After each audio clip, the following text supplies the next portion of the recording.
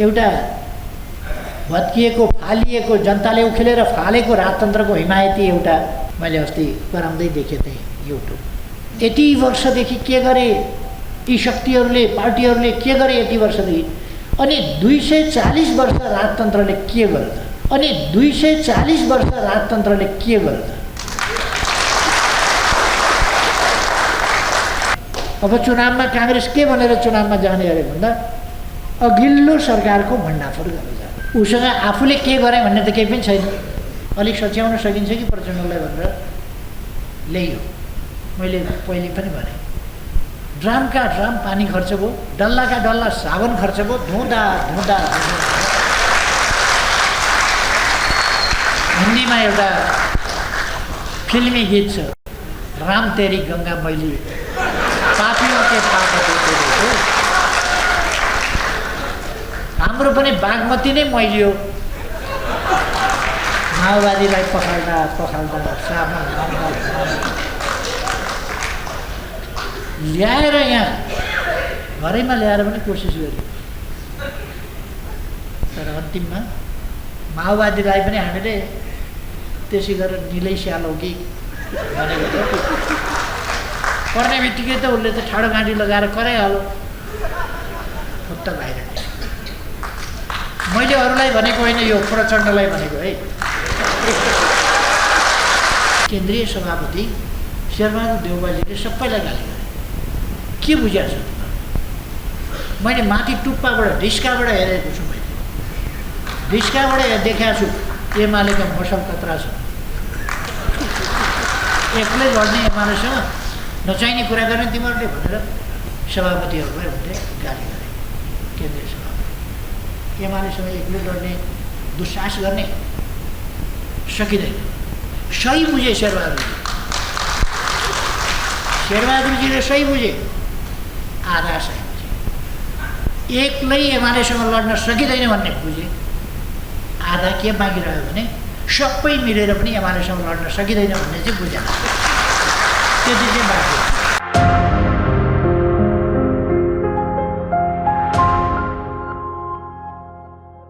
लिनुपर्ने नीति र चाल्नुपर्ने कदमहरूको सन्दर्भमा र समाजले अपनाउनु पर्ने दृष्टिकोण र गर्नुपर्ने व्यवहारको सम्बन्धमा दुईटै पक्षमा भनेको छु।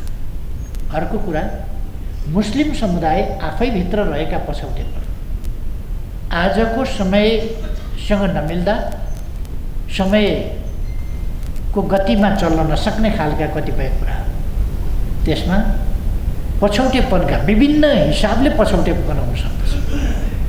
हामीले विभिन्न देशहरू हेऱ्यौँ भने, इस्लामिक देशहरू नै हेऱ्यौँ भने इन्डोनेसिया धेरै एडभान्स छ, इरान धेरै एडभान्स छ, र तालिबानले छोरीहरूलाई स्कुल नपठाउँ भन्छ। अर्थात् इस्लाम धर्म मान्ने नै भनिएका देशहरू, मान्ने नै भनेका राज्य, तिनीहरूमा पनि भिन्नता छ।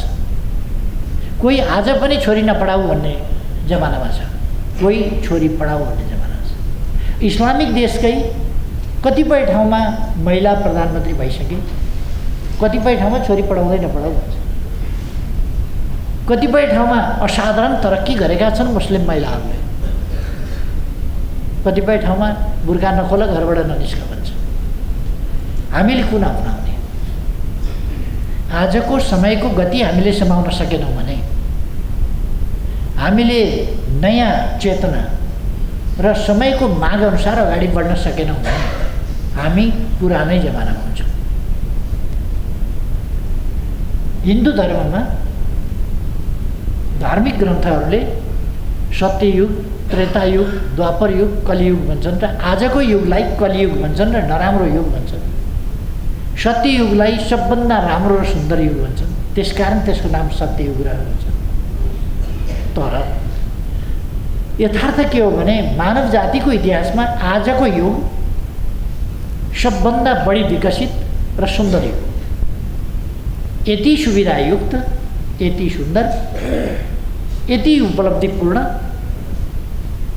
युग कहिले पनि आएको थिएन मानव इतिहासमा, र यो सबभन्दा बढी मानवको धरतीको सृष्टि, पृथ्वीको सृष्टि र मानव जातिको उत्पत्तिदेखि सबै युगहरूमध्ये आजको युग सबभन्दा बढी विकसित युग हो, अगाडि बढेको युग हो, सुविधा सम्पन्न युग हो र यो सबभन्दा महत्त्वपूर्ण युगको रूपमा आएको छ। यस युगलाई कुनै पनि हिसाबले, कुनै धर्मको नाम होस्, केही हिसाबमा हामीले युगलाई समाउन सकेनौँ, समयलाई समाउन सकेनौँ, त्यस अनुसारको उन्नति प्रगति गर्न सकेनौँ भने हामी पछाडि पर्छौँ। त्यसर्थ हामी आफैले गर्नुपर्ने चाहिँ के छ त? मुस्लिम समुदायले के गर्नुपर्छ? इत्तेहाद सङ्गठनले, मुस्लिम समुदायले आफूले गर्नुपर्ने कामहरूको सन्दर्भमा सामाजिक जागरणको क्षेत्रमा तपाईँहरूका जिल्ला कमिटीको काम के भन्दा एउटा महत्त्वपूर्ण काम मुस्लिम समुदायमा समसामयिक जागरण ल्याउने काम। एउटा कुरा, मोदीजीले इन्डियामा बेटी पढाऊ भन्ने नारा दिए, प्रदेश नम्बर 2 को सरकारले त्यो नारा लियो, बेटी बचाऊ बेटी पढाऊ भन्ने नारा दियो। सबभन्दा बढ्ता यो नारा आवश्यक छ मुस्लिम समुदायलाई, छोरी पढाऊ। सिङ्गै मुस्लिम समुदाय नेपालको हकमा पछाडि परेको छ। नेपालको हकमा मुस्लिम समुदाय पछाडि परेको छ र मुस्लिम समुदाय अगाडि बढ्न जरुरी छ। अरू सरह अगाडि बढ्नु पर्दछ र अरूभन्दा अगाडि बढ्न नपाइने भन्ने कुरा पनि छैन, अरूभन्दा अगाडि पनि बढ्न पाइन्छ, बढ्नुपर्छ। प्रगति अरूले यति गरेको छ त्योभन्दा माथि हामी जान पाउँदैनौँ, सक्दैनौँ भन्ने कुरा हुँदैन। एउटा देशमा पढ्ने विद्यार्थीहरू मैले भेटेको थिएँ, उनीहरू भन्दै थिए ऊ पढेको विश्वविद्यालयमा कस्तो भनिन्छ अरे भने, मुख्यमंत्री की बेटी है तो फर्स्ट बनने का उसका हक तो बनता ही है, प्राइम मिनिस्टर की बेटी है तो फर्स्ट बनने का उसका हक तो बनता ही है, गवर्नर साहब की बेटी है बेटा है तो उसका फर्स्ट बनने का हक तो होता ही है भने त्यो विश्वविद्यालयमा जहाँ नेताका छोराछोरी पढ्छन् त्यहाँ तिनीहरू बाहेक अरू कोही फर्स्ट हुँदैनन्, किनभने चीफ मिनिस्टर की बेटी है तो फर्स्ट बनने का उसका हक तो बनता ही है, पढे या नपढे। यस्तो हुनु हुँदैन। कसको हक बन्छ बन्दैन भने जसले राम्रो पढ्छ त्यसको फर्स्ट बन्ने हक बन्छ, त्यसभन्दा पछिको दोस्रो बन्ने हक पर्छ, त्यसभन्दा पछि तेस्रो, हरेकको प्रतिस्पर्धाको हक रहन्छ र हामी लोकतान्त्रिक समाजमा छौँ। तर हामी आफैले यो कुरालाई बुझ्नु पर्यो र अगाडि बढ्नु पर्यो। त्यसकारण हाम्रो इतिहाद सङ्गठनले ठुला ठुला राजनीतिका कुरा वा इतिहाद सङ्गठनका नेताहरूले आफू सांसद हुने कुरा, आफू पदाधिकारी बन्ने कुरा, आफूले सुविधा पाउने कुराका मुद्दा मात्रै बोक्ने होइन कि समुदाय उठाउने कुरा गर्नु। समुदाय उठाउने कुरा गऱ्यो भनेदेखि त सांसद हुने कुरा, मन्त्री हुने कुरा त मामुली भइगयो नि, मामुली भइहाल्छ। त्यो त आफै लडी आउँछ, आफ्नो ठाउँमा अगाडि आइपुग्छ। तर समुदाय उठाउने कुरा गरेन भने मन्त्री भन्दाखेरि पनि के भन्छ, उनको मंत्री क्यों बनाया गया, क्या काम है उनका भन्ने प्रश्न उठ्छ। तराईतिरको लब्जमा भनिदिएको नि, किन बन्या होला, उनले के गरेका छ र सांसद भएको होला, सांसद भएर उनले के गरे भन्ने कुरा होला। त्यसकारण हामीले के गरेर भन्ने कुरा, आफूले जुन मौका पाइन्छ त्यति बेला के गरेर उनले भन्ने कुरा होइन, धेरै गरे भन्ने स्थिति बनाउनु पर्छ। जुन ठाउँमा जसले जे कामको मौका पाउँछ त्यो ठाउँमा गाविस अध्यक्ष भइयो भने गाविस अध्यक्ष यस्तो हुनुपर्दछ, स्वच्छ हुनुपर्दछ, पारदर्शी हुनुपर्दछ, जनताका लागि, स्थानीय विकासका लागि, पालिकाको निम्ति विकासका यस्ता काम गर्नुपर्छ र जनतालाई सेवा यसरी पुर्याउनुपर्छ भन्ने कुराको नमुना हुनुपर्दछ हाम्रो प्रतिनिधि। त्यस हिसाबले हामीले काम गर्नुपर्छ। हाम्रो समुदायमा रहेका पछौटे सोचहरू, पछाडि परेका विचारहरू, विकासका बाधक सोचहरू, ती सोचहरूलाई हटाउने र हामी विकसित सोचमा अगाडि जाने र सिङ्गै समाजलाई अगाडि बढाउन जोड गर्ने। मेरो आग्रह के छ भनेदेखि थुप्रै इस्लाम धर्ममा कति प्रतिशत तपाईँहरूको दान गर्नुपर्छ वार्षिक आम्दानीको? 2.5%। 2.5% हुने खानेलाई किन दान गर्नुहुन्छ? त्यसो भनेदेखि छिमेकमा रहेको गरिबको छोरी पढाइदिनुहोस्। 2.5% दानभित्र छोरी पढाइदिनुहोस् न। दान किन गर्नु पर्यो? छोरी पढाइदिनुहोस्। छिमेकमा रहेको गरिबलाई हेर्नुहुन्न, टाढा टाढाका दान गरेर अनि दान लेखिनु पर्यो, दान देखिनु पर्यो, दान गरेको प्रशंसा पाउनु पर्यो भन्ने कुरा किन सोच्ने? दान भनेको यस्तो निस्वार्थ हुनुपर्दछ। तपाईँको छिमेकीको छोरी पढाउनुहोस्, त्यसले तपाईँसँग झगडा पनि गर्दै गर्छ। तब न दानको अर्थ हुन्छ। उसको झगडा गर्ने अधिकार खोसेर तपाईँले दान गर्नुहुन्छ भने के दान गर्नु? उसको मुख बन्द गराएर दान के गर्नुहुन्छ तपाईँले? तपाईँसँग झगडा गर्ने हक पनि उसले राख्दै गर्छ, तपाईँले छोरी पनि पढाउँदै गर्नुहुन्छ। तब दानको अर्थ छ। मैले पनि केही पढाएको छु यसो गरिबका छोराछोरी, तिनीहरूले मलाई हप्काइरहन्छन्, थर्काइरहन्छन्, झगडा गरिराख्छन् कहिले कहिले। त्यो उनीहरूको हक। त्यसकारण मेरो सुझाव मात्रै यो कुनै अरूभन्दा सुझावको कुरा मैले भनेको, कसरी तपाईँहरू आफ्नो समुदायलाई अगाडि बढाउनुहुन्छ भन्ने कुराको सन्दर्भमा इतिहाद सङ्गठन र यसको नेतृत्ववर्गले सामाजिक जागरणको सन्दर्भमा र समुदायलाई माथि उठाउने सम्बन्धमा एउटा मात्रै इँटा थप्न सकिन्छ भने पनि त्यस्तो इँटा थप्नुहोस्।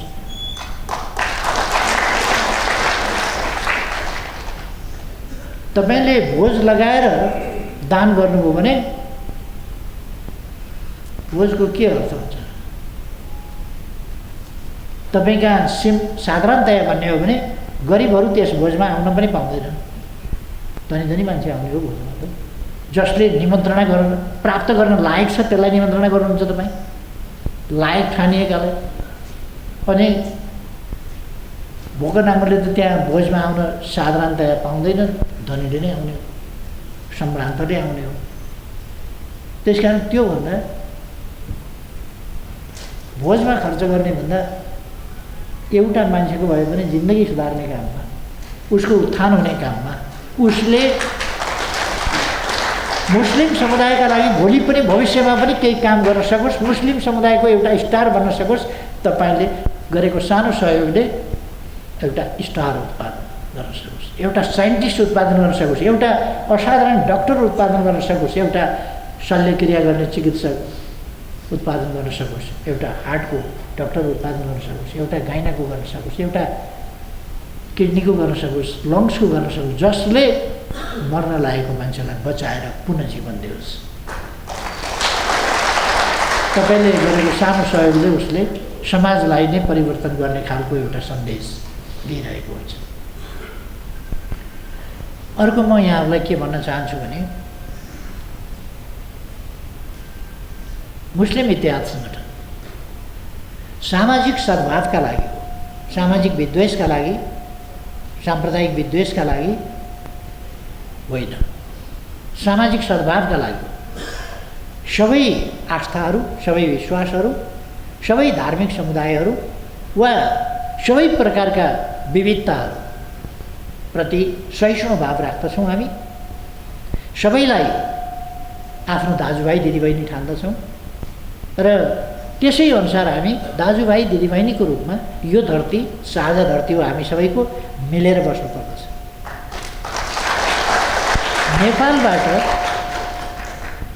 नेपालका विभिन्न धर्मावलम्बीहरूले विश्वका अरू देशहरूलाई जहाँ संकीर्णता छ त्यस्ता देशहरूलाई पनि सन्देश दिनुपर्दछ कि यो धरती एक थरी आस्था, एक थरी विश्वासका मान्छे मात्रै बस्ने ठाउँ होइन, सबैको साझा धरती हो। त्यसकारण संकीर्ण सोच होइन, फराकिलो सोच राख्नुपर्छ।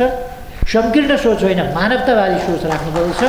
सबै मानवहरू एक धरतीमा शान्तिपूर्ण ढङ्गले भयरहित वातावरणमा बस्न पाउनुपर्छ र जातका नाममा, धर्मका नाममा, भूगोलका नाममा, आस्था विश्वासका नाममा, भाषाका नाममा वा अरू कुनै नाममा चलाइने विद्वेषहरू वा साम्प्रदायिक विद्वेषहरू वा क्षेत्रगत विद्वेषहरू, त्यस्ता भिन्नतालाई विद्वेषको रूपमा परिणत गर्ने, कलहको बिउ बनाउने, त्यसलाई द्वन्द्वमा परिणत गर्ने, झै झगडामा परिणत गराउने र त्यहाँ दङ्गा फसाद गराउने खालका क्रियाकलापहरू हुन हुँदैन भनेर हामीले क्याम्पेन गर्नुपर्छ। यति बेला म तपाईँहरूलाई खास गरी अब हाम्रा निर्वाचन आउँदैछन्, 3वटा निर्वाचन, स्थानीय तहको निर्वाचन, प्रदेशको निर्वाचन र सङ्घको निर्वाचन। निर्वाचन हाम्रो थालेपछि हानिकारक तत्त्वहरूले साम्प्रदायिक विद्वेष भड्काउन थाल्छ। हिन्दू मुसलमान दङ्गा चलाउन थाल्दछ।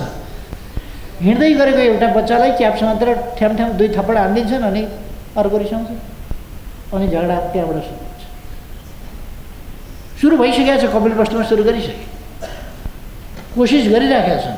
पहिले पनि कृष्णनगरमै सुरु गरेका थिए, पहिले निर्वाचनभन्दा अगाडि नेपालगञ्जमा सुरु गरेका थिए। निर्वाचनभन्दा पछि पनि एमाले सरकारको समयमा दङ्गामा देशलाई फसाउन सकिन्छ कि भनेर कोसिस गरेका थिए, सकेन। र हामीले तिनीहरूलाई सफल हुन दिनुहुँदैन। राम्ररी मिलिरहेको र बसिरहेको समाजलाई द्वन्द्वमा फसाएर मारामार गराएर अनि हामीमध्ये कोही मर्छ, आफ्नै दाजुभाइमध्ये कोही मर्छ, आफ्नै भाइ छोराछोरीमध्ये कोही मर्छन्। यस्तो खालको परिस्थिति ल्याउने कुरा कुनै पनि हालतमा सही हुन सक्दैन, बिल्कुल गलत कुरा हो। त्यसकारण हामीले यस्ता गलत कुराहरू समाजमा हुन दिनु हुँदैन। यसको रखबारी सबभन्दा बढी मुस्लिम क्षेत्रमा नै काम गर्ने भएको हुनाले मुस्लिम इत्तेहाद सङ्गठनको हो।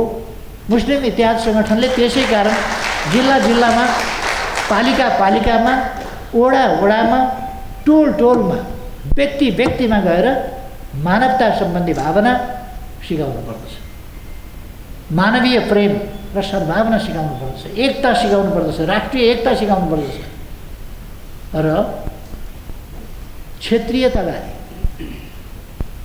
पहाड पहाड भनेको छ, मधेस मधेस भनेको छ, यो खोला वारी यो खोला पारी भनेको छ,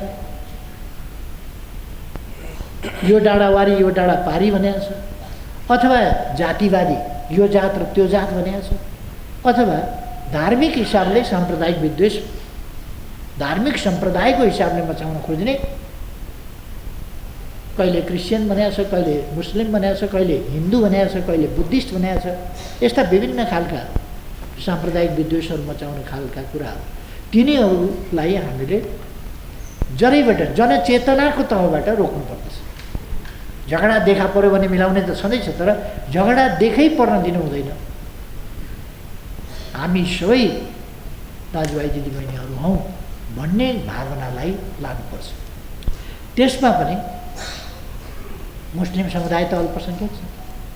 जहिले पनि अल्पसङ्ख्यक समुदायलाई शान्ति, मेलमिलाप र समाजमा बन्धुत्वको वातावरण त्यो आवश्यक छ। सबभन्दा सानो समुदायलाई त्यो आवश्यक पर्छ, किनभने ठुलोले थिचोमिचो गर्न सक्छ, अन्याय गर्न सक्छ।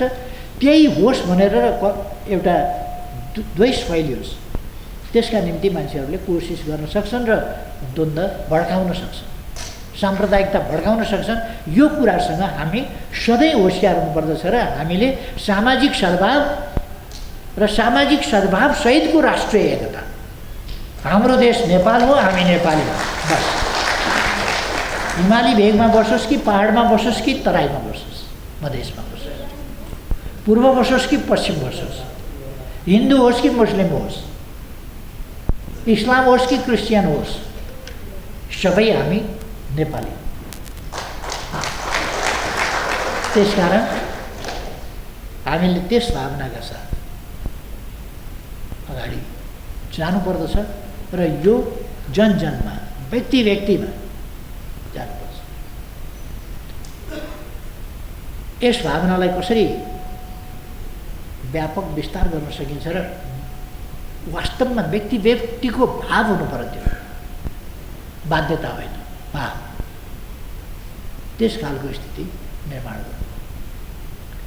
यसका निम्ति इत्तेहाद सङ्गठनले कस्ता नीतिहरूका साथ जनतामा जाने, कस्ता नीतिका साथ समुदायमा जाने, एउटा आम जनतामा जाने, त्यो पनि जानुपर्छ आम जनतामा।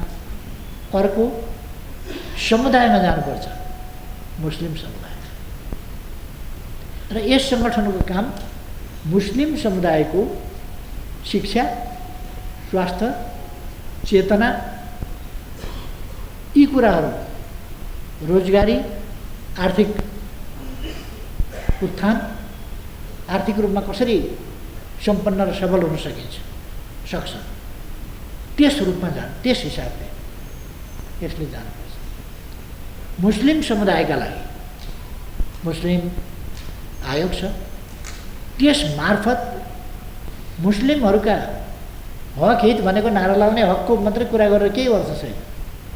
हक हित भनेको वास्तवमा खान पाउने हक, लाउन पाउने हक, आवास पाउने हक, शिक्षा पाउने हक, स्वास्थ्य उपचार पाउने हक, सामाजिक न्याय समानता र सुरक्षा पाउने हक, यी सबै हक चाहियो।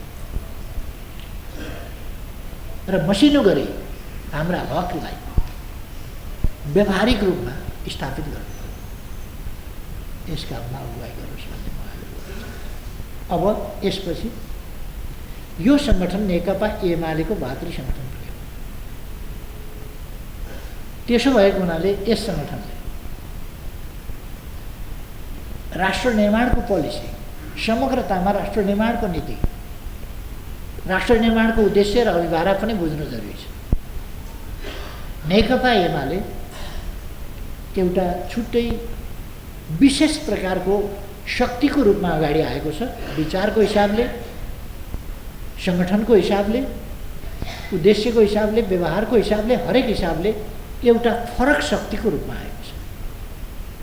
अघि शङ्करजीले पनि भन्नुभयो, नेपालमा नेपाललाई ठिक ढङ्गले अगाडि बढाउन, यसको राष्ट्रियताको रक्षा र सम्वर्धन गर्न, यहाँ लोकतन्त्रको रक्षा र सम्वर्धन गर्न, यहाँ विकासको नायकत्व लिन, यी सबै कामका लागि एउटा मजबुत राष्ट्रिय शक्ति चाहिएको छ। र त्यो मजबुत राष्ट्रिय शक्ति भनेको नेकपा एमाले नै। मजबुत राष्ट्रिय शक्ति नेकपा एमाले, जसको किन यसलाई राष्ट्रिय शक्ति बनाउनु पर्यो भन्दा यसको गन्तव्य नै राष्ट्रिय आकांक्षा, जुन समृद्ध नेपाल, सुखी नेपालीको राष्ट्रिय आकांक्षा, जुनसुकै पनि जाति, भाषा, धर्म, संस्कृति, भूगोलमा बसोबास गर्ने, पेसा व्यवसाय अपनाउने सबै प्रकारका जनताको साझा आकांक्षा, देश समृद्ध बनोस्, जनता सुखी होस्, हामी सबै सुखी हौँ। सुखी हुनका लागि हामीलाई हक अधिकार चाहियो, अवसरसम्म पुग्नु पर्यो, ती अधिकार प्राप्त गर्ने अवसर हामीलाई हुनु पर्यो, र सामाजिक न्याय र समानता हुनु पर्यो, हाम्रो देशमा समृद्धि हुनु पर्यो, त्यो समृद्धिको वितरण समुचित हुनु पर्यो, र समाजमा सामाजिक न्याय र समानता सहितको समृद्धि त्यो चाहियो। निर्भय वातावरणमा बिना त्रास बाँच्न पाउने, बिना त्रास रहन हिँड्न पाउने त्यो वातावरण चाहियो। शान्तिको वातावरण, त्रास बिना, त्रास मुक्त वातावरण, भय मुक्त वातावरण चाहियो। र हरेकले सम्मानित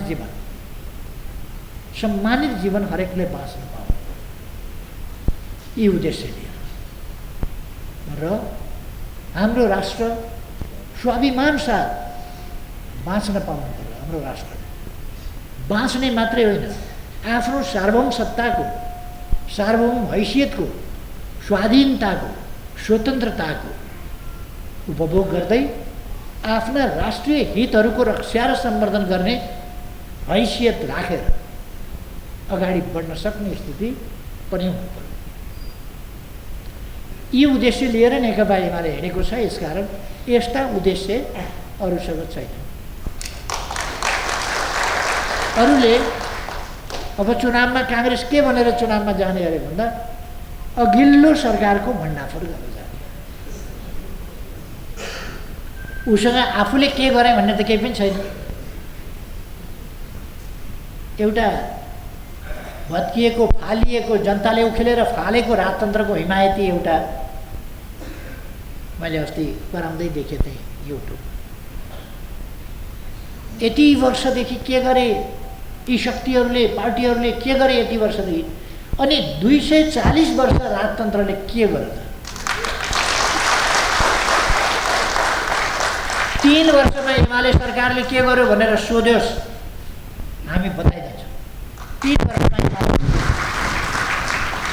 240 वर्षमा राजतन्त्रले गरेको भन्दा 3 वर्षमा एमाले के गर्यो हामी बताउँछौँ।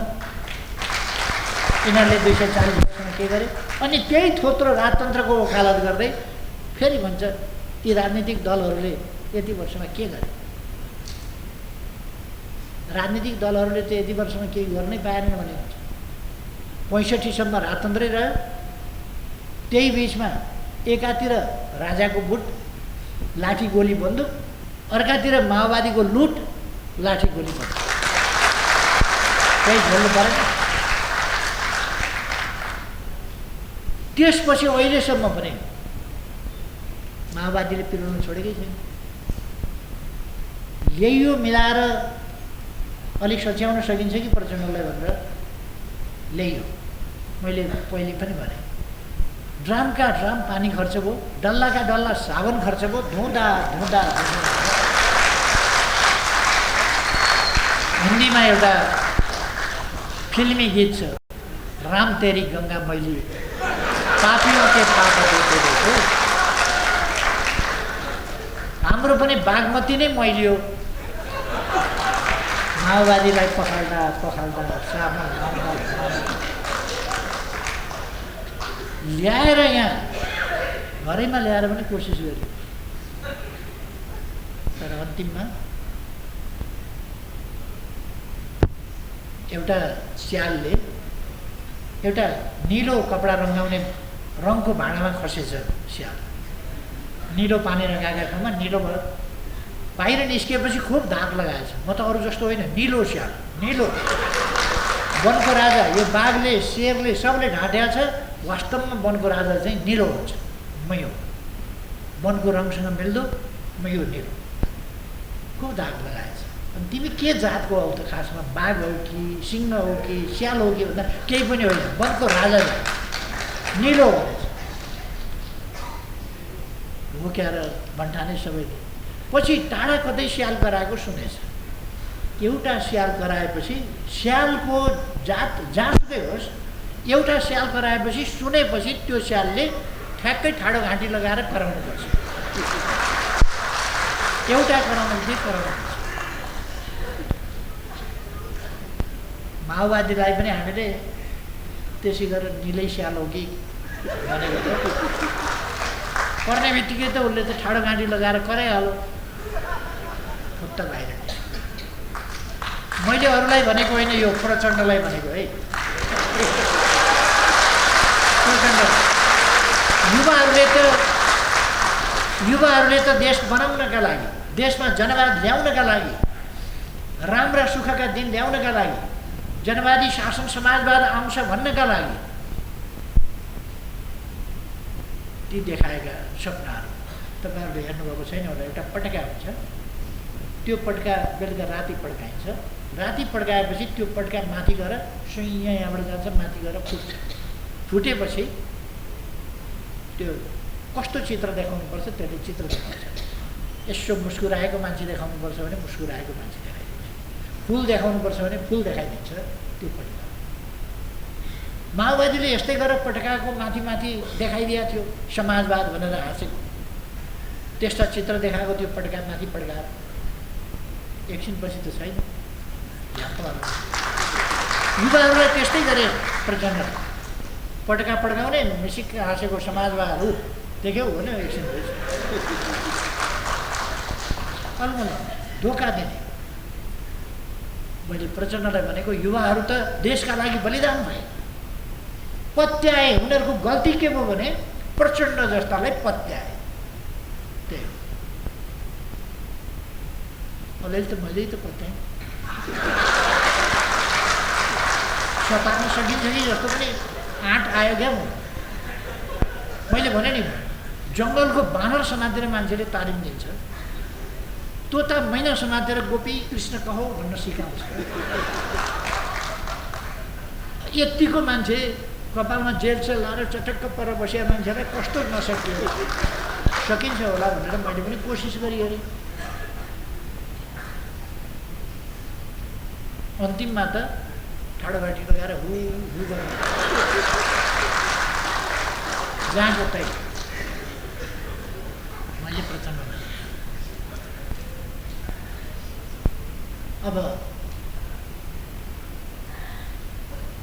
एउटा जनतालाई नठग्ने, नढाँट्ने, नछल्ने, देशको विकासका लागि समर्पित, नयाँ जनजागरणको, विकासको अभियानको, सुशासनको अभियानको नेतृत्व गर्ने सबल शक्ति चाहिन्छ। त्यो नेकपा एमाले हो। यसलाई कमजोर पार्ने प्रयासहरू भएका छन्, बेसरी प्रयासहरू भएका छन् यसलाई कमजोर पार्ने। यसलाई अब हामीले कमजोर पार्न दिने होइन, मजबुत बनाउनु पर्दछ। तसर्थ नेकपा एमाले मजबुत छ, बलियो छ भन्ने कुरा त अहिलेको सरकार हेरे हुन्छ।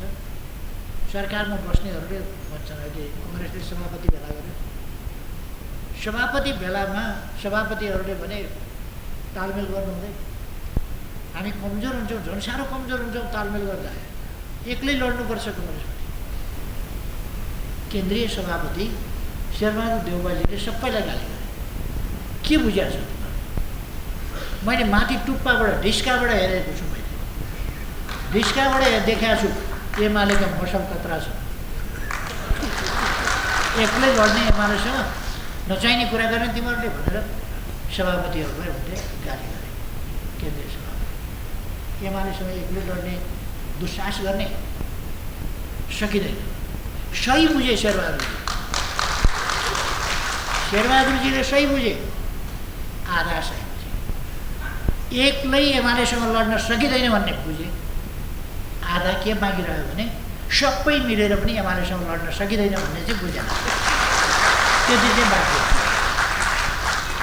एक्लै त सकिँदैन, सबै मिले पनि सकिँदैन। 5 वटाले पुग्दैन भने दर्ता भएका जति सबै दल साथै लिएर गए पनि निर्वाचन आयोगमा दर्ता भएका छन् नि अहिले चुनावका लागि कतिवटा 100 वटा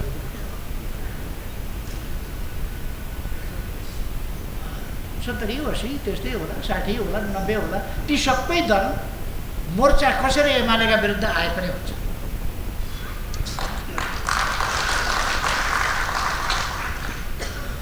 म युवा हुँदाखेरि हलो जोत्थेँ।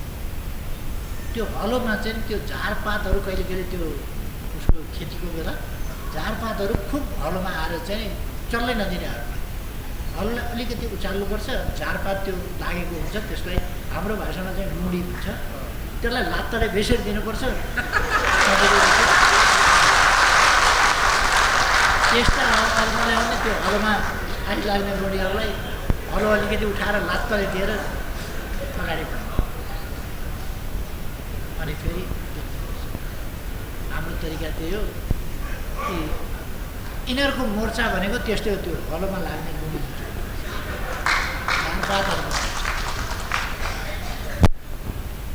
एउटा मजबुत राष्ट्रिय शक्ति, मजबुत देशभक्त शक्ति, मजबुत लोकतान्त्रिक शक्ति, मजबुत विकासको नेता शक्ति, मजबुत सामाजिक जागरण, सामाजिक एकताको शक्ति, शान्तिको पक्षधर मजबुत शक्ति, त्यस्तो राष्ट्रिय शक्ति, सामाजिक न्याय र समानताको पक्षधर मजबुत राष्ट्रिय शक्ति यो आवश्यक छ। यो नेकपा एमाले हो। यसलाई त्यसै गरी हामीले आगामी स्थान अब आइसक्यो। साथीहरू लाग्नुहोस्, घट्नुहोस्। साथीहरूलाई शुभकामना छ। तपाईँहरू पनि जनप्रतिनिधिमा सिफारिस हुनुहोस्, छानिनुहोस्, जनताले तपाईँहरूलाई चुनुन्, तपाईँहरू जनप्रतिनिधि हुनुहोस्, तर अस्वस्थ लडाइँ नगर्नुहोस्। हुने भनेपछि एकदम अस्वस्थ लडाइँ गरेर मै हुनुपर्छ भनेर एकदम जित्ति मिलेर हामी हाम्रा कामका श्रेष्ठताबाट, विचारका श्रेष्ठताबाट, व्यवहारको श्रेष्ठताबाट अरू साथीहरूलाई पनि उछिनेर अगाडि जान सक्छौँ स्वस्थ प्रतिस्पर्धाबाट। त्यसकारण स्वस्थ प्रतिस्पर्धा गरौँ, अस्वस्थ नगरौँ। जिम्मेवारी लिन खोजौँ, तर जिम्मेवारी भनेको पद प्राप्ति मात्रै होइन भन्ने कुरा भयो है। समाजको जागरण गर्ने, उत्थान गर्ने जिम्मेवारी छ। म प्रधानमन्त्री हुँदा मेरो देशमा विकास निर्माणको लहर अगाडि बढाउने जिम्मेवारी थियो। अहिले म प्रधानमन्त्री छैन, जिम्मेवारी छैन, जिम्मेवारी बेसरी छ। अब नेकपा एमालेलाई मजबुत र अपराजयी राष्ट्रिय शक्तिको रूपमा स्थापित गर्ने जिम्मेवारी छ। जनतालाई सचेत गर्ने, सङ्गठित गर्ने जिम्मेवारी छ। जनतालाई परिचालित गर्ने जिम्मेवारी छ र जनताको साथ लिएर देश बनाउने कामको अगुवाई गर्ने जिम्मेवारी छ। त्यसकारण कुनै ठाउँमा कुनै पदमा भइएन भने जिम्मेवारी हुँदैन भन्ने होइन, जिम्मेवारी जहाँ रहे पनि जिम्मेवारी रहन्छ। अर्को कुरा, मोहनदास करमचन्द गान्धी कुनै पदमा थिए, कुनै पार्टीको अध्यक्ष होइन, कुनै सेनाको सेनापति होइन, कुनै सरकारको राष्ट्रपति प्रधानमन्त्री, तर कुनै राष्ट्रपति प्रधानमन्त्री भन्दा अहिले यदि भारतको राष्ट्रपतिको नाम के हो भन्यो भने सबैलाई हुँदैन होला। महात्मा गान्धी भन्ने बित्तिकै सबैले सुनेको छ, सबैले जानेको छ, सबैले कस्तो थिए महात्मा गान्धी भन्ने पनि आफ्नो हजुरबाको आकृति थाहा छ कि छैन, सम्झना छ कि छैन। महात्मा गान्धी यसो अलिअलि नेउरिएको, एउटा लौरो टेकेको, पातलो पातलो धोती लगाएको बुढो, सबैले सम्झिरहेको छ महात्मा गान्धी भन्ने बित्तिकै मोहनदास करमचन्द गान्धी। त्यसकारण सत्ता पावरले मात्र होइन, विचारले मान्छेलाई बनाउँछ। त्यसकारण हामी मोहम्मद बर्मियाहरू कुन पदमा थिए, प्रधानमन्त्री के थिए त्यस्तो होइन, तर चिन्तन। त्यसकारण उनको चिन्तनले ठुलो परिवर्तन तसर्थ हामीले चिन्तनमा जोड दिनुपर्छ, ध्यानमा जोड दिनुपर्छ, विचारमा जोड दिनुपर्छ, त्यसलाई व्यवहारमा कार्यान्वयन गर्ने कुरा गर्नुपर्छ। अब म धेरै समय नलिउँ, निर्वाचन आउँदैछ। यस निर्वाचनलाई जनताको पक्षमा पार्नुपर्दछ, देशको पक्षमा पार्नुपर्दछ, एमालेको पक्षमा पार्नुपर्दछ। यस कामका लागि साथीहरू असाधारण ढङ्गले यति बेला खट्न जरुरी छ। आफ्नो ठाउँमा योजनाबद्ध ढङ्गले खट्न जरुरी छ। त्यसरी खटेर अगाडि जाउँ। आग्रह गर्न चाहन्छु, फेरि एकपल्ट म दोहोऱ्याउन चाहन्छु, इतिहाद सङ्गठनका ठुलो जिम्मेवारी छ। खास गरी मुस्लिम समुदायको जागरणमा, उत्थानमा, तिनको विकासमा, तिनको समृद्धिमा र राष्ट्रिय विकास र समृद्धिमा मुस्लिम समुदायको ठुलो महत्त्वको भूमिका छ। त्यो भूमिका अपेक्षा गरिन्छ। त्यो मुस्लिम इतिहास सङ्गठनको कुरा गर्नुपर्छ। मुस्लिम इतिहास सङ्गठन फेरि एकपल्ट म दोहोऱ्याउँछु, सामाजिक विद्वेषका लागि होइन, सामाजिक सद्भावका लागि बनेको सङ्गठन हो। यसले सामाजिक सद्भाव र राष्ट्रिय एकता यसमा जोड दिँदै अगाडि बढाइरहेको छ। तपाईँहरूको यो अधिवेशन सफल होस्। तपाईँहरूले अत्यन्त मेलमिलापका साथ, समझदारीका साथ नेतृत्व निर्माण गर्नुहोस् र सङ्गठनलाई गतिशील बनाउनुहोस्। हिजोसम्म सङ्गठनहरू जकडिएको र जकडाइएको स्थितिमा थियो। कामै गर्न नदिने, काम नगर्ने, काम गर्नै नपाउने, चल्नै नपाउने खालको स्थिति। तर आज त्यस स्थितिबाट सिङ्गै सङ्गठन मुक्त भएको छ, सिङ्गै पार्टी मुक्त भएको छ, जनवर्गीय पेसागत सामुदायिक सङ्गठनहरू पनि मुक्त भएका छन् र अब सङ्गठन गतिशील हुन थालेको छ। अब तपाईँहरूले जिल्ला जिल्लामा यसपछि पनि सङ्गठन विस्तार गर्नुहोस्। जिल्ला, नगर, जहाँ जहाँ मुस्लिम समुदाय छ त्यहाँ सङ्गठन विस्तार गर्नुहोस्। पालिकामा विस्तार गर्नुहोस्, वडामा विस्तार गर्नुहोस्, टोलमा विस्तार गर्नुहोस्, जहाँ जहाँ छ मुस्लिम समुदाय र त्यहाँ कक्षाहरू सञ्चालन गर्नुहोस्, प्रशिक्षकहरू तयार गर्नुहोस् तपाईँहरूले र प्रशिक्षण गर्नुहोस्। सामाजिक जागरण सम्बन्धी प्रशिक्षण। यो सङ्गठन मदरसा होइन जसले शिक्षा दियोस्। यो नियमित पढाइ पढाउने स्कुल होइन, मदरसा होइन, तर सामाजिक जागरणको अभियन्ता हो। त्यसलाई सामाजिक जागरण नेकपा मुठभेडमा होइन। उनीहरू हाम्रो सभामा आउन खोज्ने, प्रहरीले रोक्न खोज्ने क्रममा उनीहरू मुठभेडमा मारिए। तर त्यो घटनालाई यसरी अतिरञ्जित गरियो कि नेकपा एमालेका कारणले गर्दाखेरि मधेसी युवाहरूको मृत्यु भयो भन्ने अर्थमा हल्ला चलाएर चाहिँ 2 नम्बर प्रदेशमा एक प्रकारले हामीलाई निषेध जस्तै गरियो र हाम्रो अध्यक्षका विरुद्ध, हाम्रो पार्टीका विरुद्ध मधेसमा प्रवेश गर्न नदिने खालको वातावरण सिर्जना गर्ने खालको काम भयो र गएको स्थानीय चुनावमा हामी सबभन्दा ठुलो पार्टी हुँदाहुँदै पनि मधेस प्रदेशमा हामीले आफूलाई त्यस्तो चौथो पार्टीको ठाउँमा खुम्च्याउनु पर्यो। तर आज के छ? मधेस प्रदेशको अवस्था हेर्न जानु त हरेक दिन कोही न कोही ठुलो मान्छे प्रवेश गरेको रहेछ। हाम्रो अध्यक्षलाई फुर्सद छैन। बिहानदेखि बेलुकीसम्म चाहिँ अध्यक्षको निवासमा प्रवेश गर्नेहरू चाहिँ आफै आइराखेका छन्, प्रवेश गराइदिनु पर्यो भन्ने कुराको अनुरोध गरिराखेका छन्। किन भनेर भन्दाखेरि आज जनताका मनमा एमाले बसिसकेको छ तराई मधेसका जनताका बिचमा। अब नेकपा एमालेको लहरलाई कसैले रोक्न सक्नेवाला छैन। के कारणले भनेर भन्दाखेरि हामीले जे काम गर्यौँ त्यो कामको परिणामका रूपमा पहिलो कुरा त म तपाईँलाई सुनाउन चाहन्छु। हुलाकी सडक मधेसका जनताको सबभन्दा ठुलो एउटा चाहनाका रूपमा, मागका रूपमा के थियो भन्दाखेरि हुलाकी सडक बन्नुपर्छ। हुलाकी सडक बनाउने कुराको जिम्मेवारी भारत सरकारले लियो, तर हुलाकी सडक बन्न सके।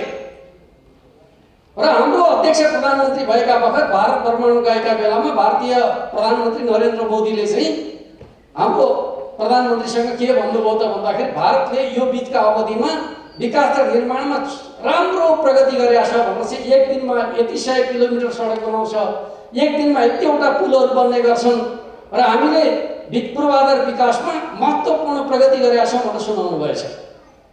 हाम्रो अध्यक्ष त्यही समयको प्रतीक्षामा हुनुहुन्थ्यो। उहाँले भन्नुभयो हो वास्तवमा तपाईँले असाधारण प्रगति गर्नुभएको छ, तर त्यो तपाईँको प्रगति नेपालका विकासका आयोजनाहरूमा हामीले देख्न पाएका छैनौँ महामहिमज्यू भन्नुभएछ। भारतीय प्रधानमन्त्री त छक्क पर्नुभयो। के भयो त्यस्तो भनेर भन्दाखेरि भारतले नेपालमा जिम्मा लिएका परियोजनाहरूको हालत त त्यस्तो छैन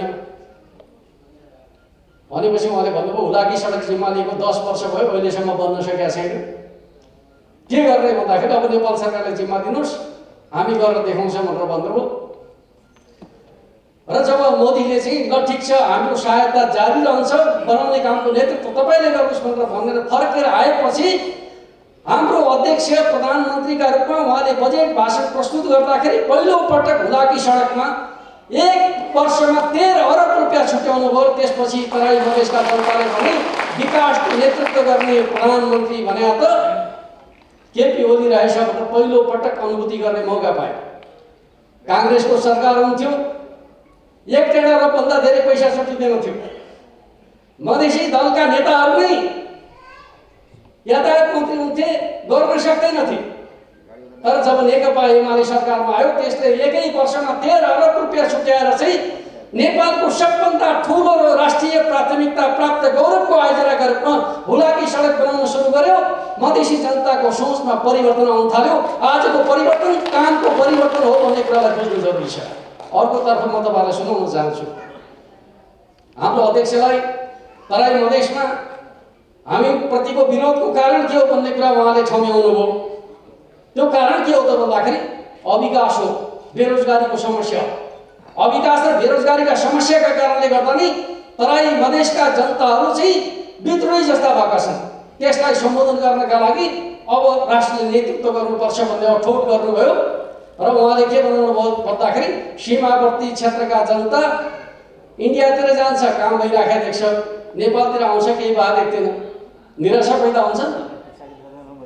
त्यसपछि उहाँले के ठान्नुभयो त भन्दाखेरि अब केही न केही काम भएको देखाउनु पर्छ भन्ने अर्थमा उहाँले सघन शहरी विकास आयोजना अन्तर्गत तराईका सदरमुकामहरूमा पूर्वाधार विकासको एउटा प्याकेज तयार गर्नुभयो र पहिलो वर्ष प्रत्येक सदरमुकामका लागि 50 करोड बजेट छुट्याउनु भयो र आज हरेक सदरमुकामको रूपरङ्ग बदलिएको छ। तपाईहरु तराईका जति पनि सदरमुकामहरु छन् यो 5-6 वर्षमा त्यसको रूपरङ 5-6 वर्ष पहिले के थियो 5-6 वर्ष यता कस्तो छ तपाईहरु सबैले देख्नु भएको छ। त्यो बदल्ने नेता को हो त भन्दाखेरि हाम्रो पार्टीको अध्यक्ष केपी शर्मा ओली हो भन्ने कुरा मधेसका जनताले बुझेको छ र आजको परिवर्तनको आधार त्यही हो। अर्कोतिर म तपाईहरुलाई भन्न चाहन्छु तराई मधेसको सबभन्दा ठूलो समस्या भनेको सिँचाइको समस्या। बर्खामा बाढी र डुबानको समस्या, हिउँद लागेपछि सुक्खा र खडेरीको समस्या तराई मधेसका जनताको सबभन्दा ठूलो पीडाको समस्या। यो पीडालाई सम्बोधन गर्ने खालको काम कसका समयमा भयो भनेर भन्दाखेरि हाम्रो पार्टीको नेतृत्वका समयमा भयो। उहाँले भारत भ्रमणमा गएका बेलामा जब नेपालमा भारत विरोधी क्रियाकलाप भइरहेको छ भन्ने कुराको चासो राखेर चाहिँ जब भारतीय पक्षले प्रश्न गर्यो उहाँले के भन्नुभयो त भन्दाखेरि भारतले तयार गरेका सीमावर्ती क्षेत्रमा तयार गरेका बाँध र सडकका कारणले नेपालका भूमि डुबानमा पर्दाखेरि त्यहाँका जनताले भारतप्रति मित्रता भाव राख्छ कि प्रश्न उठाउँछ। त्यस अर्थमा नेपाल भारत सम्बन्धलाई सुधार गर्ने हो भने सीमावर्ती क्षेत्रमा बनेका सडक र बाँधहरूका कारणले गर्दाखेरि नेपालको भूमि जुन डुबानमा परेको छ त्यसको समाधान खोज्नुपर्छ भन्ने खालको प्रस्ताव राख्नुभयो। नेपाल र भारतको जोइन्ट कमिसन तयार गरिकन अध्ययन गर्ने कामको सुरुवात भयो र त्यसपछि बाँधका ढोकाहरू खोल्न सुरु गरे। सडकका नामका तटबन्धहरूमा कल्भर्टहरू बन्न थाले जसका कारणले गर्दाखेरि पहिले जसरी 2 नम्बर प्रदेशमा डुबानको समस्या तीव्र थियो त्यसमा घट्न सुरु गर्यो। तराई मधेसका जनताले यो काम गर्ने केपी ओली र त्यसको पार्टी नेकपा एमालेलाई मत नहालेर अवश्य हाल्छ। त्यस अर्थमा काम कसरी भइरहेको छ भन्ने कुराको दृष्टान्तका रूपमा हामीले यस प्रकारका कामहरू गर्यौं र यो पूर्वतिर अध्ययनको काम सकिया छ। अब पश्चिमतिर अध्ययनको काम अगाडि बढेको छ। यो सबै अध्ययनको काम सम्पन्न गरेर हामीले काम गर्न पाएको भए यो बाढी र डुबानको समस्यालाई पनि हामी सम्बोधन गर्न सक्थ्यौं। त्यो प्रकारको सामर्थ्य कोसँग छ भन्दाखेरि नेकपा एमाले पार्टीसँग छ, त्यसको अध्यक्ष केपी शर्मा ओलीसँग छ भन्ने कुरा बुझ्नु जरुरी छ, बुझाउनु जरुरी छ भन्ने कुरा म तपाईहरुका बीचमा राख्न चाहन्छु। अर्कोतर्फ सिँचाइको समस्या, नेपाली कांग्रेसले सीमावर्ती इलाकामा कोशी सम्झौता गर्यो, सीमानामा बाँध, डुबान तराईमा पानी भारतमा, गण्डक सम्झौता गर्यो, सीमानामा बाँध, डुबान तराईमा पानी भारतमा। त्यस पछाडि पश्चिमतिर जानुहुन्छ महाकाली टनकपुर सम्झौता भयो, बाँध सीमानामा, डुबान नेपालमा, पानी भारतमा। यो काम कसले गर्यो भन्दाखेरि नेपाली कांग्रेसका पालामा भयो र हाम्रो अध्यक्षले भन्नुभयो नेपालको पानीको पहिलो हकदार को हो त भन्दाखेरि नेपाली जनता हुन् भन्ने खालको मान्यतालाई अगाडि सार्नुभयो र एउटा नयाँ योजना अगाडि बढाउनु भयो। त्यो योजना के हो त भन्दाखेरि नदी पथान्तर योजना, डाइभर्सन योजना। भेरी नदीको पानीलाई टनेल मार्फत बबई नदीमा खसालेर बाँके र बर्दियाको सिँचाइ गर्ने, सुनकोशीको पानीलाई मरिन खोलामा खसालेर बागमतीका माध्यमबाट चाहिँ तराईका 6 जिल्ला बारा, पर्सा, रौतहट, सर्लाही, महोत्तरी, धनुषाको सिँचाइ गर्ने योजना नेपालको सबभन्दा ठूलो सिँचाइ आयोजना, जसले 2 नम्बर प्रदेश जसलाई मधेस प्रदेश भनिन्छ त्यसको 60% भन्दा बढी भूभागलाई सिँचाइ गर्न सक्ने सामर्थ्यको योजना, जसलाई सुनकोशी मरिन डाइभर्सन भन्ने गरिन्छ। त्यो योजनाको सुरुवात गर्ने प्रधानमन्त्री को हो त भन्दाखेरि केपी शर्मा ओली। त्यो योजना सफल हुँदाखेरि लाभ पाउने को त भन्दाखेरि मधेस प्रदेशका जनता, जसले त्यहाँको भाग्य बदलिनेछ, समृद्धि आउनेछ। र म तपाईलाई के भन्दैछु भन्दाखेरि जुन दिन सुनकोशी मरिन डाइभर्सन परियोजना सफल हुनेछ, नेपालको तराई क्षेत्र, आज हामी पन्जाब र हरियाणाको कुरा गर्छौं जसलाई हरित क्रान्तिको क्षेत्र भनेर भन्ने गरिन्छ भारतमा, त्यो हरित क्रान्तिको क्षेत्र कहाँ हुनेछ त भन्दाखेरि नेपालको तराई क्षेत्र हुनेछ। तराईका जनताहरू समृद्धिको यात्राको अभियानकर्ता बन्न पाउनेछन्। त्यो कुराको आधार कसले तयार गरेको छ भन्दाखेरि नेकपा एमाले पार्टीले गरेको छ भन्ने कुरालाई बुझ्नु जरुरी छ भन्ने कुरा म तपाईहरुका बीचमा राख्न चाहन्छु। त्यस अर्थमा हामीले गरेका कामहरू जनताका बीचमा हामी पुग्ने आधारहरू अर्कोतिर म तपाईहरुलाई बताउन चाहन्छु। खास गरी ठूला पूर्वाधारका सन्दर्भमा पहिलो पटक हाम्रो प्रधानमन्त्री हुँदाखेरि उहाँले के भन्नुभयो, जनताका मुर्जाएका सपनाहरूलाई जागृत गर्ने कुरा गर्नुभयो, रेलका कुरा गर्नुभयो, पानी जहाजका कुरा गर्नुभयो, सुरुङका कुराकानी गर्नुभयो, पाइपलाइनका कुराकानी गर्नुभयो। तर हाम्रा विरोधीहरूले त्यसलाई मजाकको विषय बनाए, कागजका रेल बनाए, कागजका पानी जहाज बनाए, नेकपा एमालेमाथि व्यङ्ग्य गरे। तर म तपाईलाई के कुरा बताउन चाहन्छु त भन्दाखेरि जब नेकपा एमालेको नेतृत्वको सरकारले ती परियोजनालाई अगाडि बढाउने अठोट गर्यो, समृद्ध नेपाल सुखी नेपालीको राष्ट्रिय सङ्कल्पका रूपमा ती परियोजनालाई अगाडि बढाउने अठोट गर्यो, चिनिया राष्ट्रपति नेपाल आउँदाखेरि भन्नुभयो हामी चिनिया रेललाई काठमाडौँ हुँदै लुम्बिनी लैजान तयार छौँ। अहिले चिनिया विदेश मन्त्री आउनुभएको छ, त्यही रेलवे परियोजनाको डीपीआर सम्बन्धी सम्झौता सम्भवतः यसपटक हुनेछ। सपना नदेखिकन ठुला परियोजनाहरू अगाडि बढ्न सक्छन्। हिजो कागजका रेल बनाउनेहरू आज आफै सम्झौतामा हस्ताक्षर गर्न बाध्य हुँदैछन्। त्यसको दृष्टिकोण निर्माणकर्ता को हो त भन्दाखेरि नेकपा एमालेको अध्यक्ष केपी शर्मा ओली हो भन्ने कुरालाई हामीले बुझ्नु जरुरी छ। अर्कोतिर म तपाईलाई सुनाउन चाहन्छु, नरेन्द्र मोदी नेपाल आएका बखत भन्नुभयो समृद्ध नेपाल सुखी नेपाली जनताको आकांक्षामा भारत सहयोग गर्न तयार छ भन्नुभयो र उहाँले पनि भन्नुभयो अब हामी नेकपा एमाले आयो भने साँच्चैको रेल कुदाउनेवाला छ। कांग्रेस र माओवादीले चुनाव जिते भने कागजका रेल बनाएर खेलाउनेवाला छ। त्यस अर्थमा विकास र समृद्धिको नेतृत्व गर्ने पार्टीको हो भन्ने कुरा जनतालाई हामीले बताउनु पर्छ पर्दैन भन्दाखेरि पर्छ। त्यो प्रकारको विकासको भिजन भएको विकासको नेतृत्व गर्ने पार्टीका रूपमा नेकपा एमाले छ भन्ने कुरालाई जनताका बीचमा लिएर गयो भने मलाई के लाग्छ त भन्दाखेरि मुस्लिम समुदायका बीचमा यो संगठन एउटा बलियो संगठनका रूपमा नेकपा एमालेको बलियो खम्बाका रूपमा तपाईहरुले स्थापित गर्न सक्नुहुन्छ भन्ने मलाई लाग्छ। त्यस अर्थमा हाम्रो यात्रा, हाम्रो सक्रियता, हाम्रो संकल्प कुन दिशातर्फ जानुपर्छ भन्ने कुराका सन्दर्भमा तपाईहरुले ध्यान दिनुपर्छ भन्ने कुरा म तपाईहरुका बीचमा राख्न चाहन्छु। अर्कोतर्फ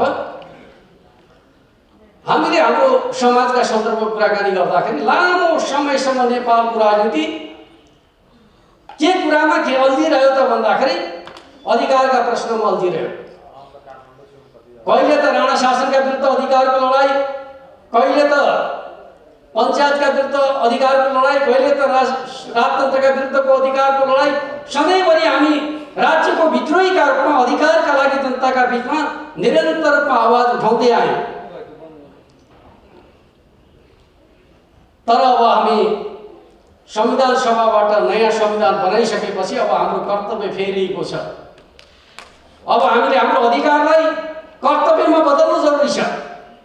जबसम्म यो राष्ट्रलाई सम्पन्न बनाउने काम हामी गर्न सक्दैनौँ, समृद्ध बनाउने खालको काम गर्न सक्दैनौँ, तबसम्म संविधानले प्रदान गरेका अधिकारहरू जनताले व्यावहारिक रूपमा प्रयोग गर्न सक्दैन। आज हाम्रो संविधानको मौलिक अधिकार हेर्नुहोस् त, दुनियाँका संविधानहरूभन्दा शक्तिशाली संविधान हामीले बनाएका छौँ। हरेक प्रकारका अधिकारहरूलाई मौलिक अधिकारका रूपमा हामीले उल्लेख गरेका छौँ। आवासको अधिकार छ, शिक्षाको अधिकार छ, स्वास्थ्यको अधिकार छ, खाद्य सम्प्रभुताको अधिकार छ। हरेक प्रकारका अधिकारहरूलाई हामीले मौलिक अधिकारभित्र समेटेका छौँ। रोजगारीको अधिकारलाई पनि मौलिक अधिकार बनाएका छौँ। त्यो अधिकार त्यति बेला मात्रै सुनिश्चित हुन सक्छ जति बेला राज्य आर्थिक र सामाजिक रूपमा सक्षम हुन्छ। कमजोर राज्यले जनतालाई सुरक्षा र संरक्षण दिन सक्दैन। जनताको सुरक्षा र संरक्षणका लागि राज्य बलियो हुनु जरुरी छ। राज्य बलियो हुनका लागि के कुरा चाहिन्छ त भन्दाखेरि मुलुकको आर्थिक र सामाजिक विकास चाहिन्छ। अब अधिकारका प्रश्नहरूमा रुमल्लिने समय छैन। अब विकास र समृद्धिको नयाँ युगतर्फ अगाडि बढ्नु जरुरी छ र त्यो विकास र समृद्धिको नेतृत्व गर्न सक्ने नेता को हो त भन्दाखेरि नेकपा एमालेको अध्यक्ष केपी शर्मा ओली हो। उहाँको नेतृत्वमा हामी विकास र समृद्धिको नयाँ यात्रातर्फ अगाडि बढ्छौँ भन्ने कुरालाई हामीले अब जनताका बीचमा लिएर जानु जरुरी छ भन्ने कुरा म तपाईहरुका बीचमा राख्न चाहन्छु। हामीले यो बीचको अवधिमा आर्थिक सामाजिक विकासका प्रश्नमा धेरै महत्त्वपूर्ण कामहरूको थालनी गर्यौँ। पूर्वाधार विकासका क्षेत्रमा हेर्नुहुन्छ भने हामीले एकैचोटि 4वटा राजमार्गहरूलाई पूर्व पश्चिम राजमार्गका रूपमा विकास गर्ने अठोट गर्यौँ र आज राष्ट्रिय गौरवका आयोजनाका रूपमा 4वटा पूर्व पश्चिम राजमार्गहरू राष्ट्रिय गौरवका आयोजनाका रूपमा छन्। अर्कोतिर म तपाईँलाई बताउन चाहन्छु, भारत र चीनलाई जोड्ने 6वटा करिडोरहरू निर्माणको अन्तिम चरणमा छन् र हामीले यो पूर्वाधार विकासका सन्दर्भको कुराकानी गर्दाखेरि अब नेपालमा कहिले नाकाबन्दी लाग्न नसक्ने परिस्थिति निर्माण गर्नुपर्छ भन्ने मान्यताका आधारमा पूर्वाधार विकासको काम गरिरहेका छौँ। तराईलाई काठमाडौँसँग जोड्ने कुराका सन्दर्भमा पहिले त पृथ्वी त्रिभुवन राजपथ भनिन्थ्यो। अनेक घुम्तीका बाटोहरू आउँदाखेरि चाहिँ अत्यन्त खर्चिलो हुने गर्थ्यो। आज हामी पृथ्वी राजमार्ग मार्फत काठमाडौँ प्रवेश गर्ने गर्छौँ। पूर्वी तराईका मान्छेहरू पश्चिम तराईमा पुगेर चितवन पुगेर काठमाडौँ आउनुपर्छ। कति घुमाउरो बाटो छ भन्नु त। त्यसलाई सोझै काठमाडौँ आउने बनाउन सकिँदैन भन्ने मान्यताका आधारमा नेकपा एमालेको नेतृत्वको सरकारले काठमाडौँ निजगढ फास्ट ट्र्याक बनाउने खालको कामको सुरुवात गर्यो। त्यसमा अनेक प्रकारका झमेलाहरू खडा गर्ने कोसिस गर्यो, तर सरकारले आँट गर्यो। नेपाली सेनालाई जिम्मा लगाएर आज त्यो फास्ट ट्र्याकको काम अगाडि बढ्दैछ। ठेक्का लगाउने कुरा पनि रोक्न खोजिएको थियो, तर हाम्रो प्रधानमन्त्रीका रूपमा हाम्रो अध्यक्षले आँट गर्नुभयो। आज त्यो फास्ट ट्र्याक निर्माणको प्रक्रिया अगाडि बढेको छ। त्यो सम्पन्न भयो भने के हुन्छ भनेर भन्दाखेरि हामी 1 घन्टामा 12बाट काठमाडौँ आइपुग्छौँ।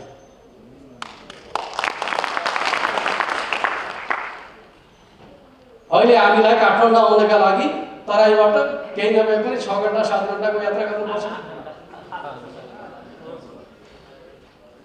यो आधार हामी तयार गर्छौँ। यदि असल नेतृत्वको जिम्मामा देश पर्यो भने देश बन्छ भन्ने कुराको आधार हामीले दिएका छौँ।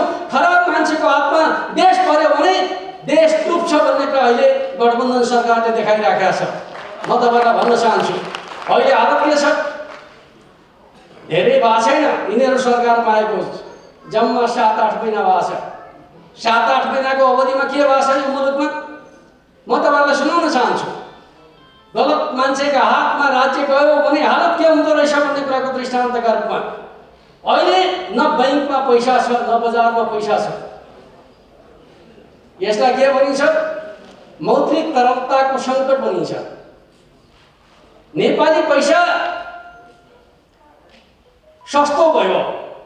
तपाईँको खल्तीमा भएको पैसा दिनदिनै खर्च भइरहेको छ केही काम नगरिकन। किन पैसा सस्तो हुनु भनेको चाहिँ पैसा खर्च हुनु। तपाईँले केही सामान किनेको छैन, केही खानेकुरा खाएको छैन, खल्तीमा राखेको पैसा हिजोको 100 रुपियाँ आज 80 रुपियाँमा झरिसकेको छ, किनकि महँगी बढी छ। हिजो जति सामान तपाईँले किन्न सक्नुहुन्थ्यो त्यही 100 रुपियाँबाट आज किन्न पाउनुहुन्छ कि पाउनुहुन्न भन्दाखेरि पाउनुहुन्न। नेकपा एमालेका पालामा मूल्य वृद्धि दर हामीले 3% को हाराहारीमा सीमित गरेका थियौँ मूल्य वृद्धि दरलाई। आज नेपाली काङ्ग्रेसको नेतृत्वको सरकार रहेका बेलामा मूल्य वृद्धि दर कति पुगेको छ भन्दाखेरि 7% भन्दा माथि पुगेको छ, उकालो लागेको छ। त्यसपछि हाम्रो पैसा सरकारले खाइदैन। हिजो 3% को हाराहारीमा रहेको मूल्य वृद्धि दर आज 7% मा पुग्दाखेरि के भयो? तपाईहरुको खल्तीबाट सरकारले 4 रुपियाँ चोरेर लग्यो, यही होइन? सिधै चोर्यो।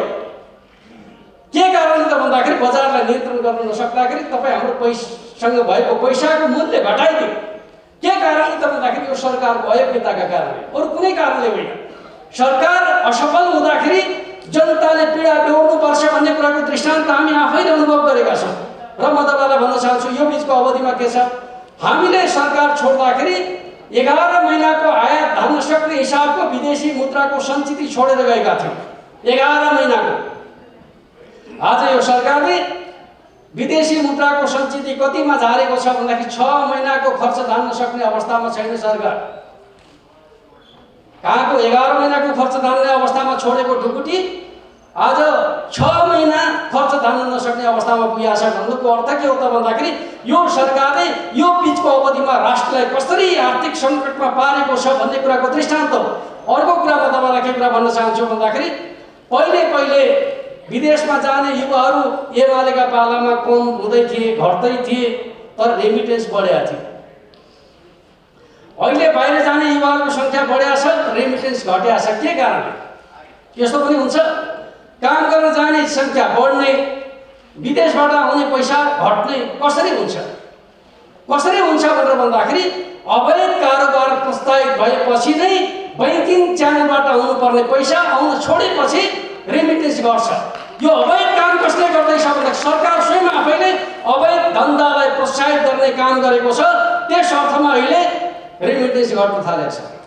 यो सरकार जनताका लागि काम गर्दैछ, देशका लागि काम गर्दैछ होइन, आफ्नो स्वार्थका लागि काम गर्दैछ र जनताको ढाड सेक्दैछ। यो सत्यलाई हामीले बुझ्नु जरुरी छ भन्ने कुरा म तपाईँहरूको बिचमा राख्न चाहन्छु। अर्कोतिर हामीले सरकार छोड्दाखेरि शोधनान्तर बचतको अवस्थामा सरकार छोडेका थियौँ। आज शोधनान्तर अवस्था घाटामा गइसक्यो। त्यो पनि हरेक महिनामा घाटा बढै छ। यसले के हुन्छ त भन्दाखेरि नेपालको जुन आर्थिक क्षमता छ त्यो क्षमता सङ्कटमा पर्छ। आज हामी सुन्छौँ श्रीलङ्का आर्थिक सङ्कटमा परेको छ भनेर भन्ने गर्छौँ। हाम्रो यो 5 दलीय गठबन्धनले नेपाललाई त्यही दिशातर्फ अगाडि बढाउन खोज्दैछ।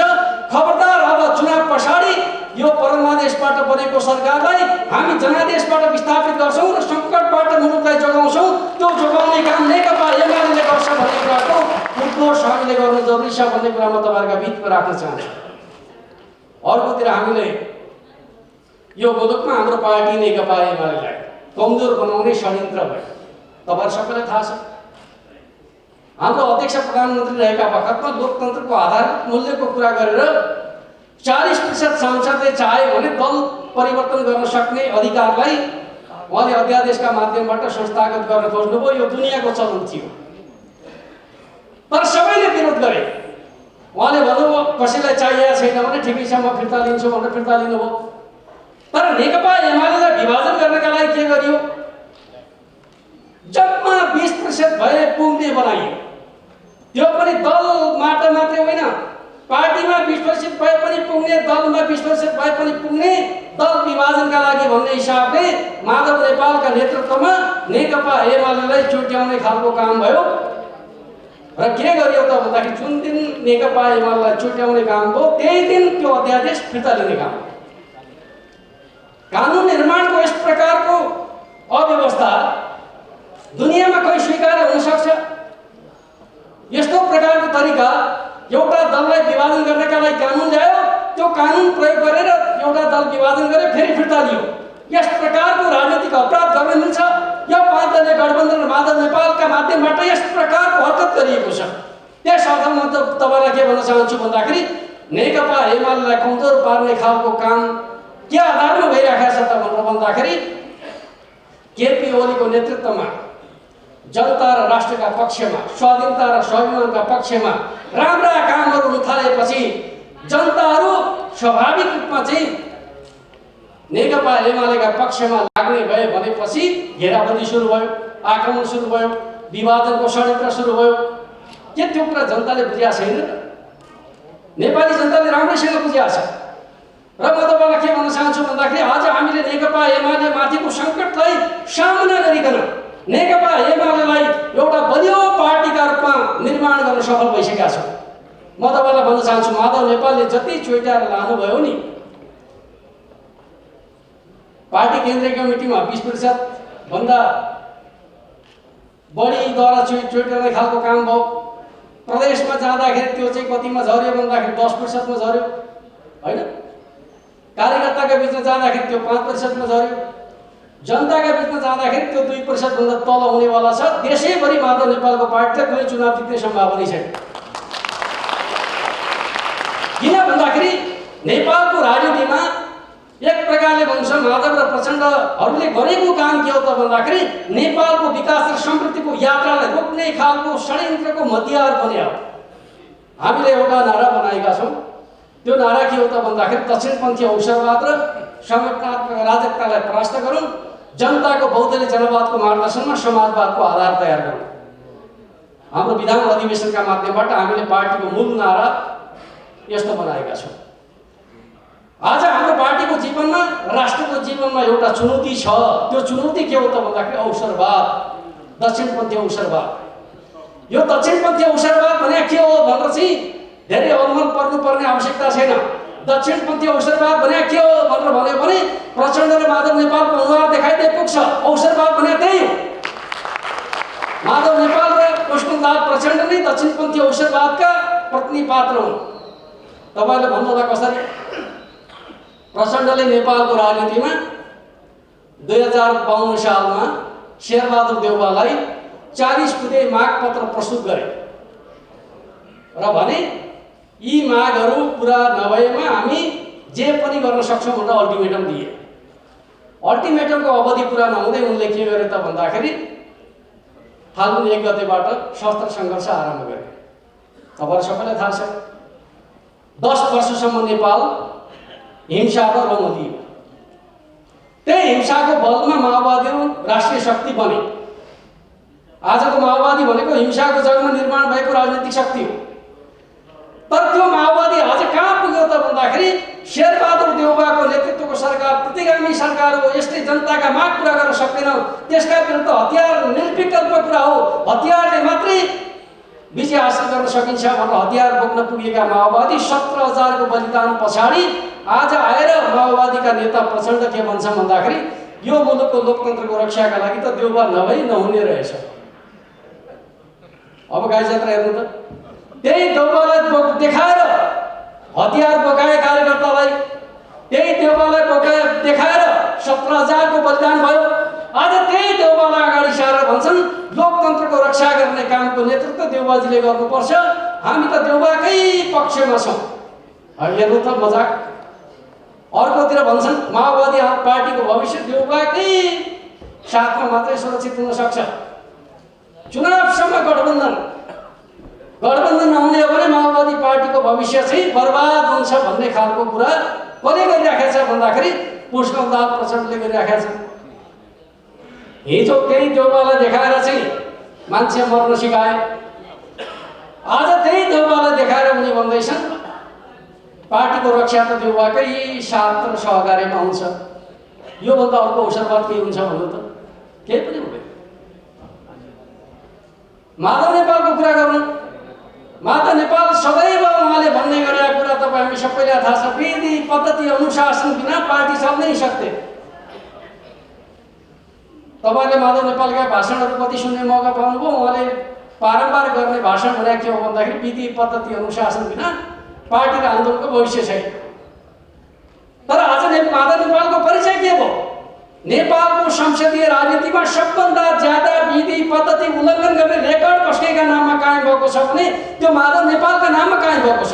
विधि पद्धति उल्लङ्घन गर्ने नेताको हो त भन्दाखेरि माधव कुमार नेपाल भन्ने कुरा स्थापित भएको छ।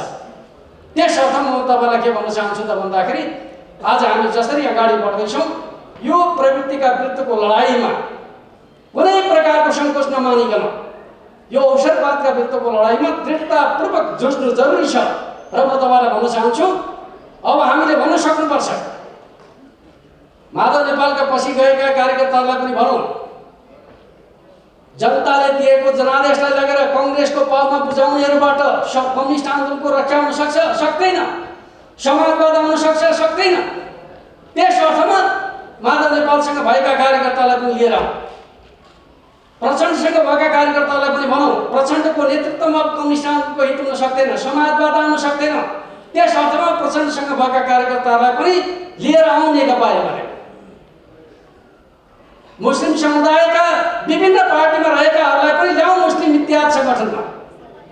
यो प्रकारको अभियान चलाउँ, यो प्रकारको सङ्कल्प गरौँ, यो प्रकारको अठोट गरौँ। त्यसपछि स्वाभाविक रूपमा नेकपा एमाले एउटा बलियो राष्ट्रिय शक्तिका रूपमा निर्माण हुन सक्छ। र म तपाईँलाई भन्न चाहन्छु हामीले यति बेला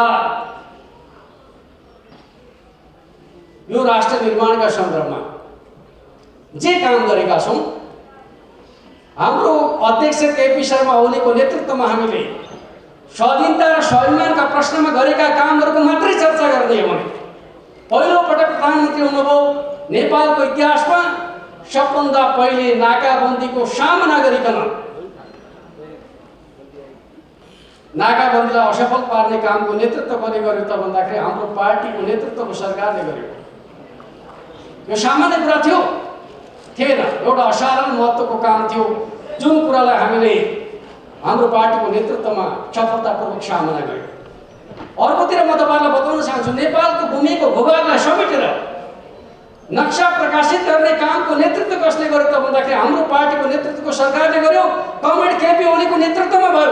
आज हामीले भूमिको भूभागलाई समेटेर नक्सा प्रकाशित गर्न सफल भएका छौँ र त्यो नक्सालाई संविधानको अनुसूचीमा संविधान संशोधन गरेर सामेल गर्न सफल भएका छौँ।